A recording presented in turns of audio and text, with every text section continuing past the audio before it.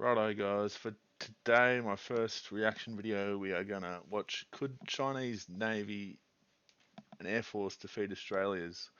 It's by Binkov's Battlegrounds, so check him out. He does a lot of cool stuff, and we'll be watching a Muppet tell us what could happen. Let's have a look. If real-world politics and US aren't a factor, could Australia withstand a hypothetical Chinese attack? Chinese armed forces number 2 million, dwarfing Australian 58,000. Chinese have some 2,000 very... I think it's important to point out that this is regardless of the new AUKUS steel, the new nuclear submarines. This is how Australia would cope on our own with the technology and the resources we have now. Various ballistic and cruise missiles. Their air forces feature 19 times more combat planes. Of course, it's the naval might that would count the most, but Australian fleet has 10 times fewer combat ships and submarines. Still, could the vast distance protect Australia from Chinese military might?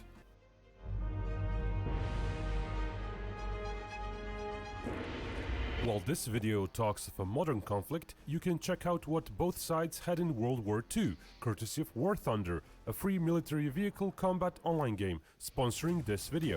The game Not a bad game at all if you want to check it out, to be honest. Features an astonishing arsenal of over 1,200 historically accurate and playable tanks, aircraft, helicopters and ships from 1930s to 1990s.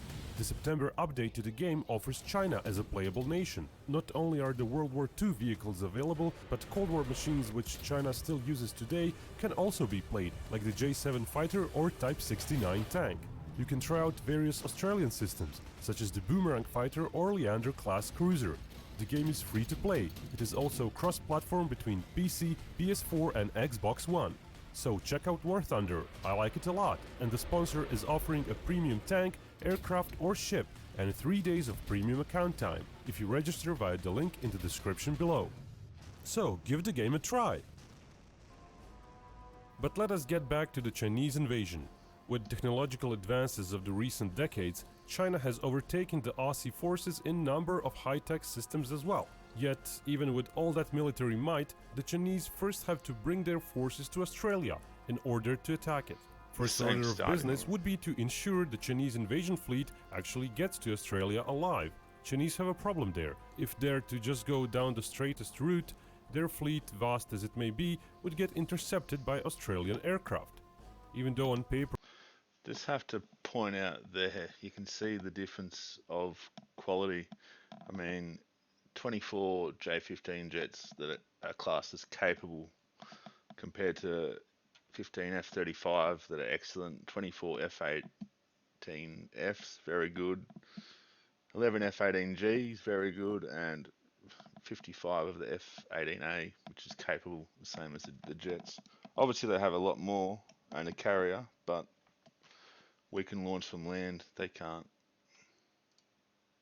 China has many more planes, they have only one aircraft carrier, so in actual local terms, near Australian coast, Chinese would be outnumbered.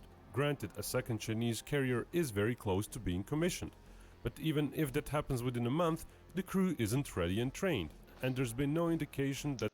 There's the proof there again. I mean, they've got all these aircraft, but they can't get them to Australia. They're too far away. And as you can see, only 25 are in excellent condition. They do have some good aircraft carriers though, but I think the bombers would be a huge deal if they were going to try and take Australia. And without decent fighters, they're not going to get the bombers over. That an air wing exists, let alone that it is ready and trained. So it's more likely that second carrier would not serve as an actual aircraft carrier before 2021 or so, and would thus be used as a helicopter carrier for assaults and ocean or anti-submarine patrols. And that's exactly what Australia has. 2 helicopter landing docks. Technically aircraft carriers, they can land and take off in certain circumstances, but primarily helicopters. As those crews could be moved out to the carrier more easily. So what routes would be available to the Chinese? Since Australia doesn't get US help, China would either have to go around third-party countries' borders or forcefully go over their airspace. That means the Strait of Malacca is off-limits to the Chinese, as it's controlled by 3 different countries. Also, looking at Indonesian territorial sea borders, it becomes apparent Chinese fleet would have to go far east to avoid it. This is why Australia's influence in the Pacific and why AUKUS is probably going to go ahead. Um, we've got quite strong relations and influence in the Pacific and the Pacific Islands as well. We've spent a lot of time, resources, and military operations in the Solomon Islands, in East Timor here, and PNG. Um, so if we knew something was going to happen, we'd probably have aircraft and naval forces stationed here already, meaning that they're going to have to take the really long way around. But going that route means crossing over 5,000 miles just in one direction. While ships could go that far if supported, it becomes very hard for aircraft and missiles to go down a similar route. Even with inner refueling, Chinese planes simply cannot reach that far in meaningful capacity. Chinese might have the option of trying to forcefully sail their ships through Indonesian archipelago, but it's unlikely such a move would be worth the effort. With countless islands and narrow gaps between them, any possible Chinese ship would face sea mines, missiles, and even artillery rounds fired from the land. That's without even going into dealing with the Indonesian Navy, which, while smaller than Chinese, is still numerous enough that hiding around small islands. I have to admit, not sure how Indonesia would take this if China did have an all-out assault, whether they would side with us or not. Relations have been a bit rocky, but I'd hope that they would at least blockade or chuck some mines in there. Could pose a continued threat. Indonesian submarines, while not top of the line, are also perfect for ambushes on that route. On home turf, Indonesian Navy would have better availability of their ships in the combat theater compared to China, which would have to sail a few thousand miles just to get to the fight. China would have to invest considerable assets into just controlling the Indonesian seas, probably requiring taking control of certain islands along the route and turning the whole conflict into a full-blown war against Indonesia. And in order to sustain the invasion of Australia, such routes would have to be kept secure for over a year or more, taking up dozens of ships and hundreds of aircraft that could otherwise be used against Australia. What would be doable for China, though, is forcing their way over Indonesian airspace. That would shorten the distance their bombers and missiles need to cross. Indonesian air defenses are a modest threat to the Chinese. While most of the air defense assets are shoulder-launched SAMs that can't reach the altitudes the Chinese would fly at, a few ships and land batteries could pose some threat. Then again, with a huge area of Indonesia, it's unlikely many Chinese planes would get to fly over those SAMs. A more serious threat would be Indonesian Air Force. It numbers some 40 proper fighters and several dozen trainer-class planes. The latter might pose... You have to remember, this is before they even reach airspace, Australian airspace or Australian international waters. Some threat against patrol planes and transport planes, which Chinese would have to use a lot. Hopeless. Indonesia would have several routes to defend over a large area, so it's likely Chinese incursions would never be threatened by more than a dozen or 2 planes. China has a vast fleet of satellites that could somewhat monitor the relocations of Indonesian air forces. But Chinese would still have to waste 24 planes or more for each serious entry through the Indonesian airspace, to fire cruise missiles from their H-6 bombers or send early warning and maritime patrol planes, transport planes, etc. Another route that would be likely is through Papua New Guinea. It would shorten the trip a little bit and there would be barely any threat. Papua New Guinea has but a token military force and no combat navy, air defense or air force to speak of. However, we have quite a strong military presence there ourselves.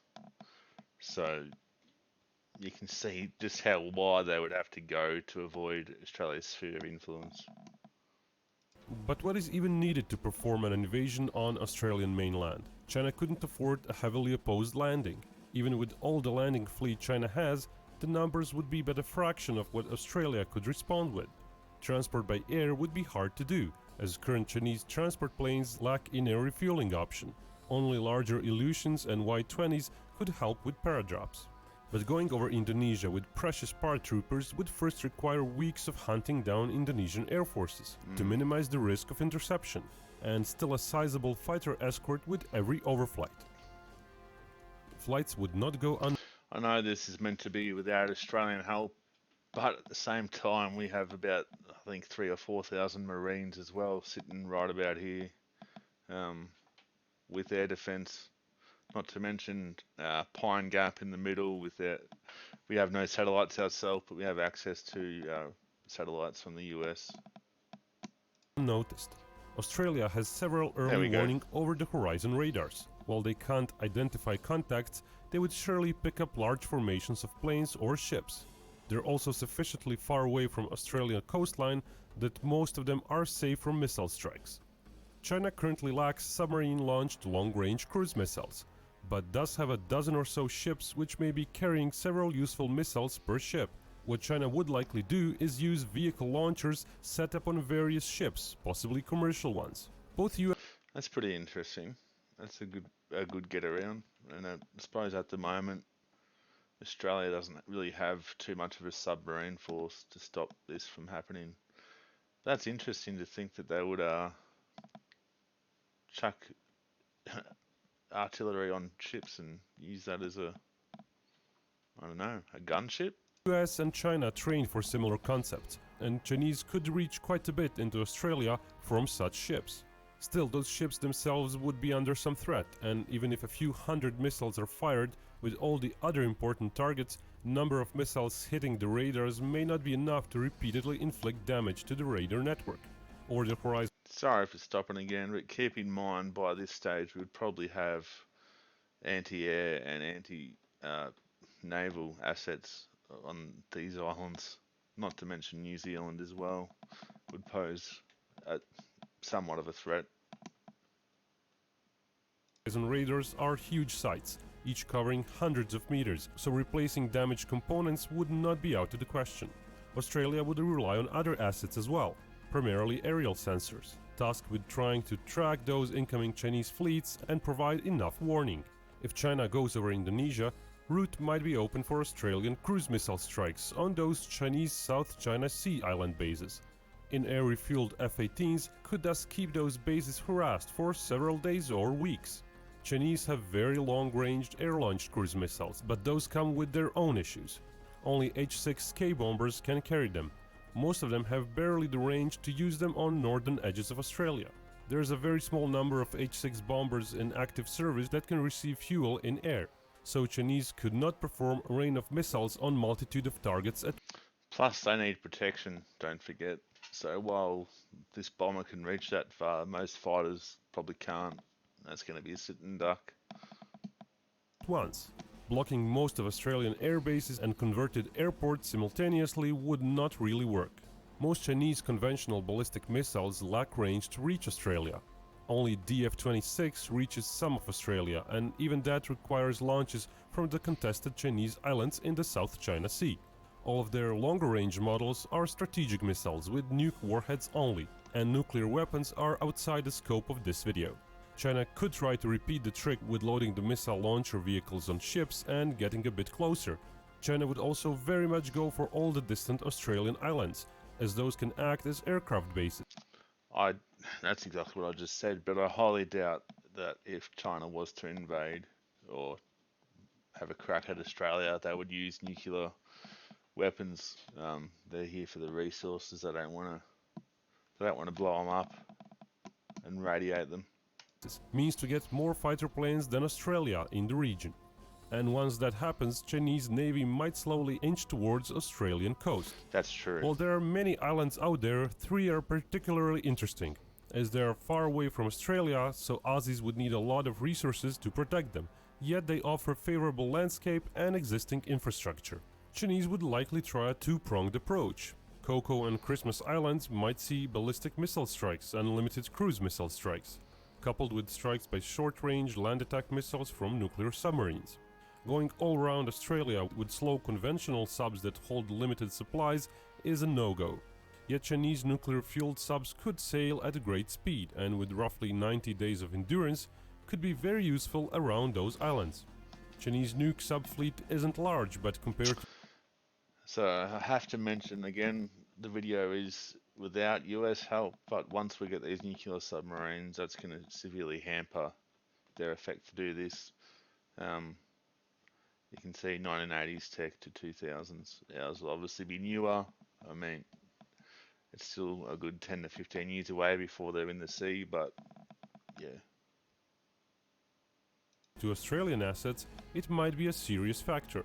Roughly a third of the fleet might be available on station near the islands. And the 094 class would not likely be used in offensive actions, but as silent sensors to aid in early warning of incoming threats.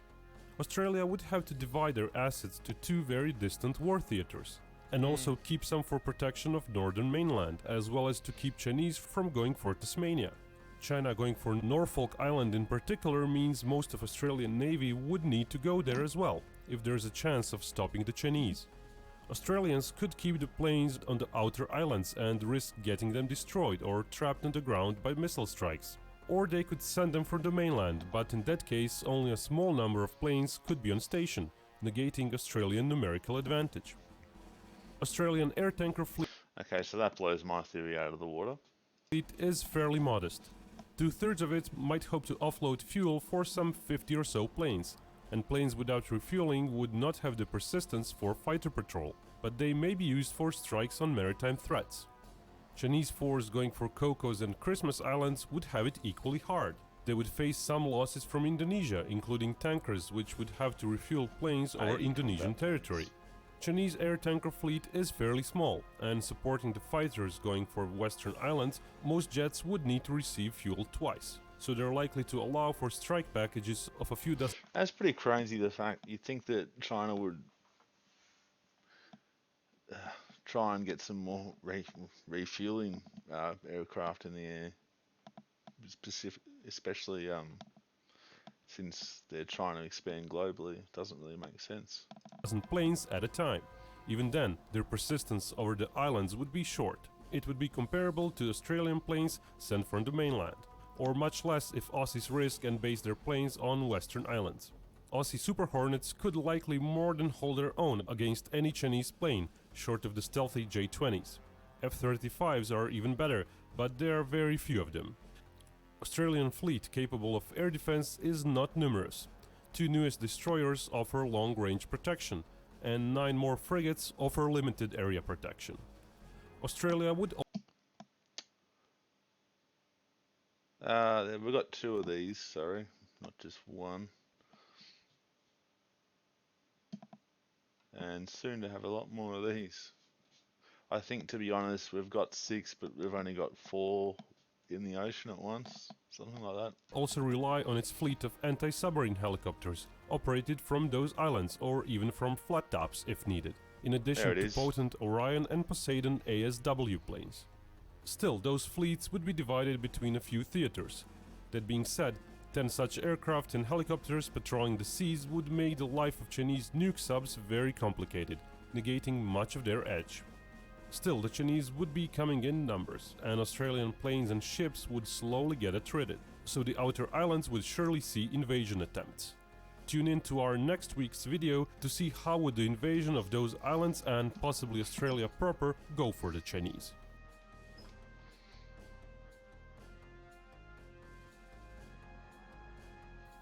And remember, Binkov may talk about thanks to Binkov for allowing me to do the reaction video.